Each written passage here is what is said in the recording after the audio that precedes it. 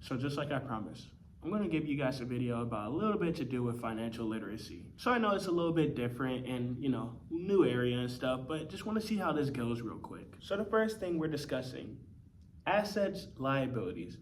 Which of these is the one that is going in your account and which one's the one going out of your account?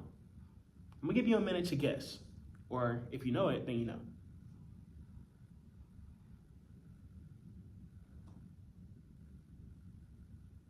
So, liabilities is actually the one that's going in your account.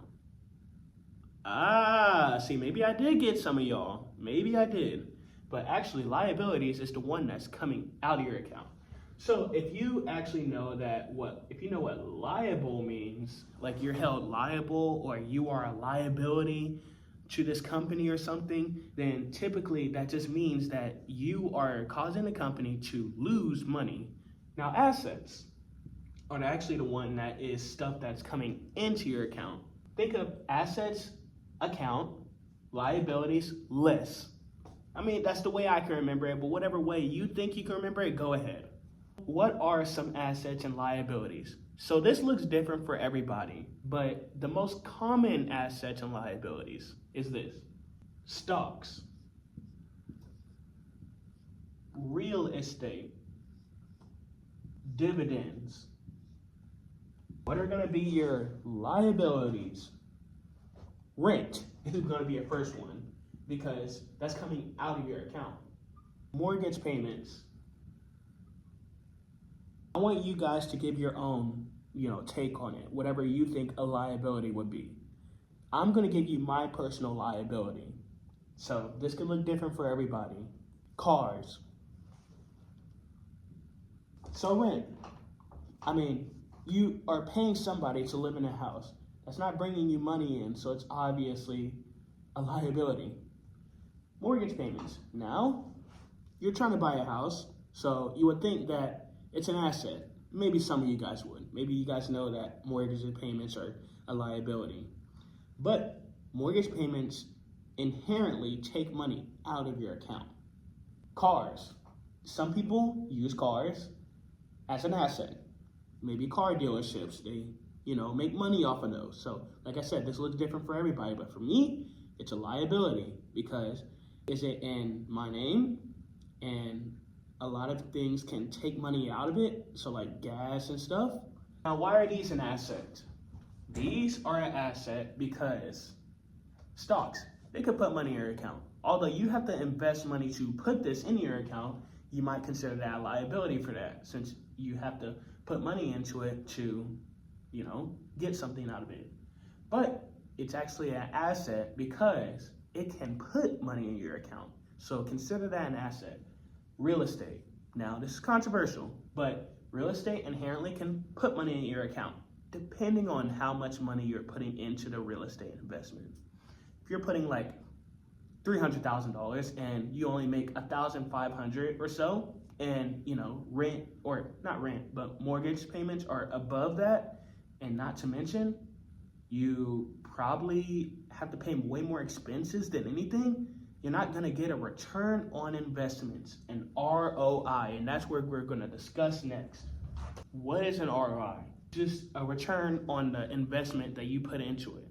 Anything can be a ROI. Humans can be a ROI. Anything can be an ROI. It sounds that bad, but it is. It can be unethical or ethical. So a ROI, pretty much, like I said, stocks earlier. Stocks can be a ROI because you put $500 into it. You expect that company is going to do really well, and usually those are probably IPOs, which is initial public offers, and I'll explain that in a minute.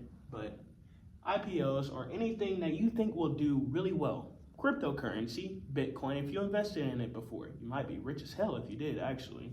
5 years later, you get a return on investment, $2,000. Your final total would be $2,500 if you were talking about including the initial investment that you made. So in return, you made $2,000 along with the $500. In simple terms, you gain $2,000. But I'm gonna get to the last thing that everyone needs to know because it's the most important. Why is budgeting so important? Because if you had $1 million and you just have no way of budgeting your money or anything, you're just as rich as a person who has $200 in their account. You have $1 million. You have a lot of money in your account. You have $1 million that got granted to you, but you're as rich as someone who has $200? How is that the case? If a person who has $200 knows how to budget their money so well to the point where they don't even lose any money, they'll probably be richer than you, because a person who has $1 million can lose that $1 million just like that because they don't know what the hell they're doing with their money. Financial literacy is very important in order to be financially rich. I'm gonna get a lot of heat for that, but let me continue. Here is the most rudimentary way I can put this to you guys. This works differently for everybody. You can get a spreadsheet or anything like that to budget your money, but the most simplest way to do it. You have $600 that you got from your work after working 2 weeks. Save a portion you know you can stick by. So let's say all your expenses. This is your income statement, because you also need to know this too.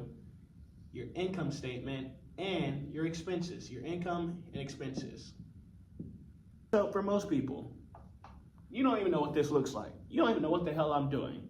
I get that. But basically, most people in this world have only one source of income. Maybe two, but you're putting in a lot of work if you do two, depending on if you work a 9 to 5 or something. Pay attention to how much expenses you have.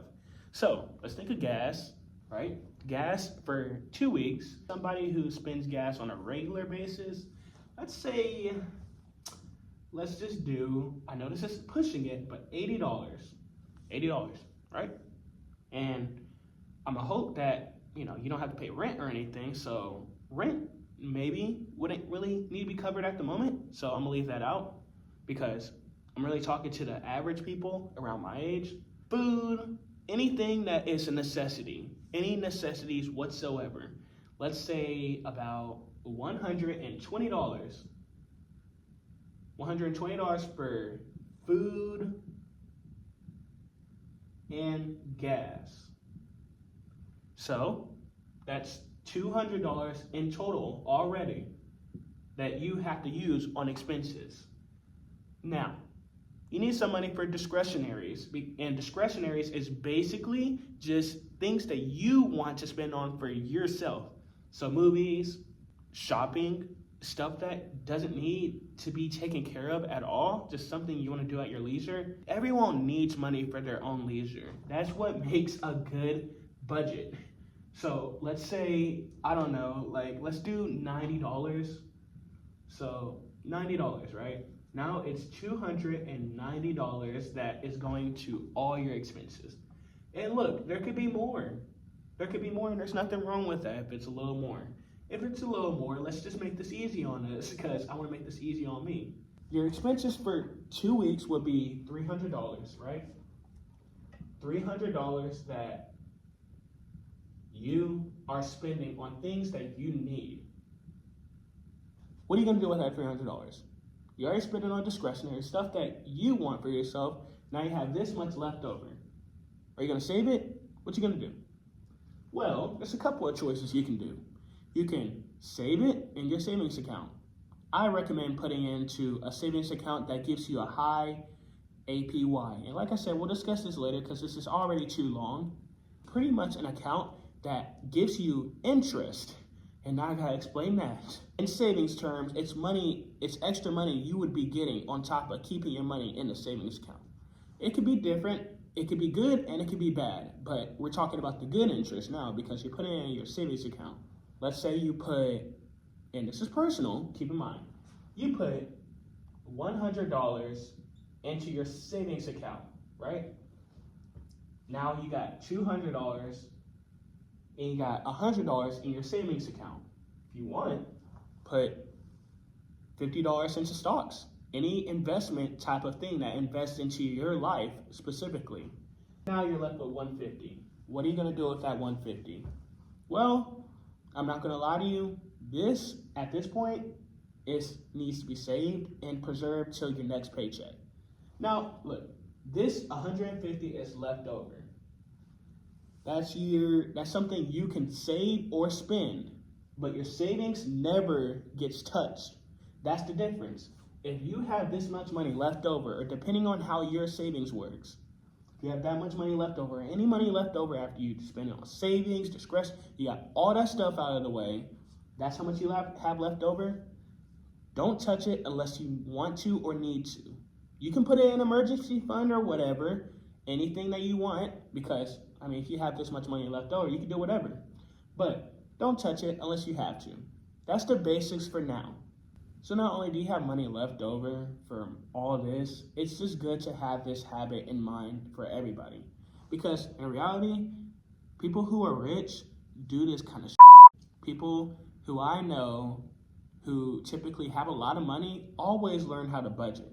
And the people who don't and still are rich probably don't have as much money as you think. So if you really want to separate yourself from rich versus wealthy, you want to be on the wealthy side. This will show you wealth. Rich just means money. This will show you wealth. And you want wealth over richness. So that's all for today, because it's way too long and I can get into a lot more in another episode. But it's a good start. I'm going to be honest with you, it's a good start. But I recommend you try to learn some stuff on your own, because I'm giving this stuff to strictly beginners. I didn't go over everything like interest payments, APYs and stuff. That's more going into, I know something kind of guy, But even this was probably more convoluted than you think for most beginners. So if you got all this down and you knew what I was talking about like that, stick along, because I'm going to teach you more. And for people who are actually interested, I love you guys. I do. I love everybody in this audience. Appreciate that. I know this was heavily boring for most people. If you stayed along, thank you guys. You are loyal fans. But that's all I gotta say. Have a great day. Thank y'all. Appreciate y'all. Thank y'all.